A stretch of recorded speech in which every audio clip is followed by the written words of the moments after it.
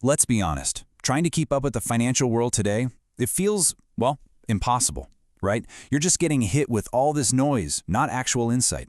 So today, we're going to try and cut right through all that chaos and find a little bit of clarity. I mean, one minute it's all about meme stocks, right? They're rocketing to the moon, everyone's talking about them, and it's all just pure social media hype and that feeling of, FOMO. And then the very next minute, boom, there's a new crypto token that's supposed to change finance forever. You've got influencers all over the place yelling that you have to get in right now or you're going to miss out completely. And all of this is just happening at lightning speed. You've got endless headlines, trading apps buzzing on your phone. It is a constant barrage of noise. It's overwhelming. Which, it brings us to this really fascinating question. We have more data, more tools, more access to the markets than any generation of investors in history. I mean, literally at our fingertips. So why do most of us still underperform? Why doesn't all this progress in technology lead to better results? Well, the answer, and this is what's so cool, it comes from a book that was written decades ago. We are talking about Benjamin Graham's masterpiece, The Intelligent Investor. Think of it like a timeless compass for getting through all this modern-day chaos. Okay, so Graham's whole idea is actually really simple, but it's also incredibly profound. He says, look, markets change, technology changes, all of that stuff evolves. But human behavior? That doesn't. The emotions that drive us, fear, greed, that little bit of overconfidence, they are exactly the same. And what that really means is that our biggest mistakes as investors, they're not about the numbers, they're about our own behavior. And you don't have to look far to see he's right. I mean, think about the widespread panic selling back in 2008, or the fear-driven rush for the exits in 2020, or even the pessimism that was just driven by scary stories in 2022. The specific reasons change, yeah, but the emotional reaction, it's the same story over and over again. And that's exactly why Graham's focus on psychology is still so spot on today. So that leads us right into Graham's first big idea. And it totally redefines what it even means to be an intelligent investor. Here's the kicker. It has absolutely nothing to do with being a genius or having a sky-high IQ. It's all about discipline. He draws this really clear line in the sand. On one side, you have market cleverness, trying to predict what the market's going to do next. And on the other side, you have emotional control, which is all about managing your own behavior and your own reactions. For Graham, controlling yourself is way, way more important than trying to outsmart the entire market. Because really, the biggest enemy you're ever going to face in investing is you. And this is so important, so let's be super clear. An intelligent investor isn't some Wall Street wizard or a member of Mensa. Nope.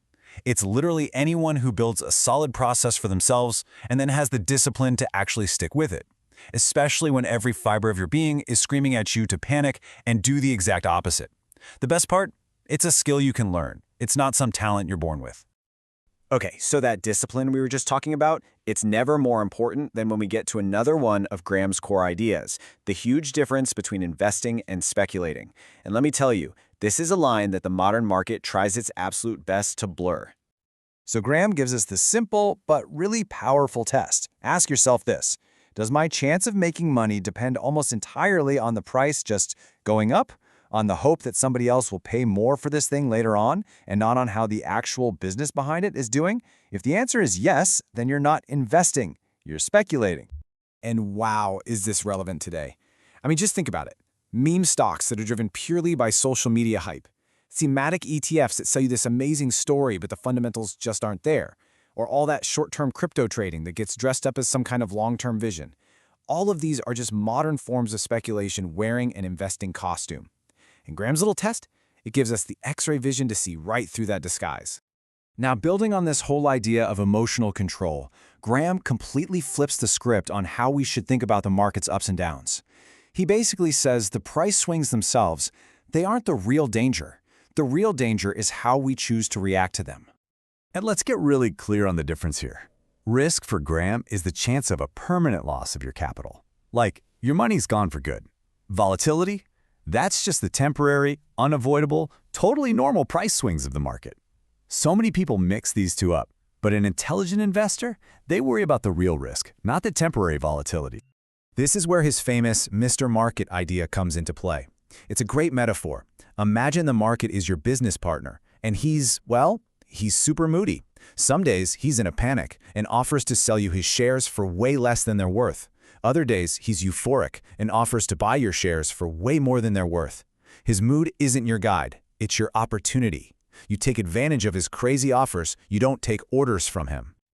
So as we start to pull all these threads together, it becomes really clear that The Intelligent Investor isn't just a book of tips. It's not a collection of hot stock picks. It's a complete, rock-solid philosophy for how to actually behave in the financial markets. Think of it like a complete operating system for your investing brain. It gives you 1. A crystal clear definition of what investing actually is. 2. A solid framework for how to build your portfolio.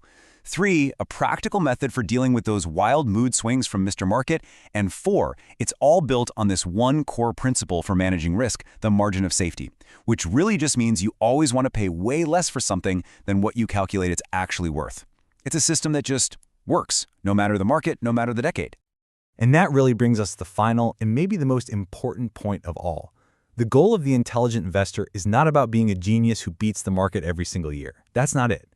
The goal is to survive the market's crazy extremes, to let your money compound over the long haul, and, most importantly, to build the discipline to stay rational when literally everyone else around you is losing their minds. And in this world we live in, with all this constant noise, is there a more valuable skill than that?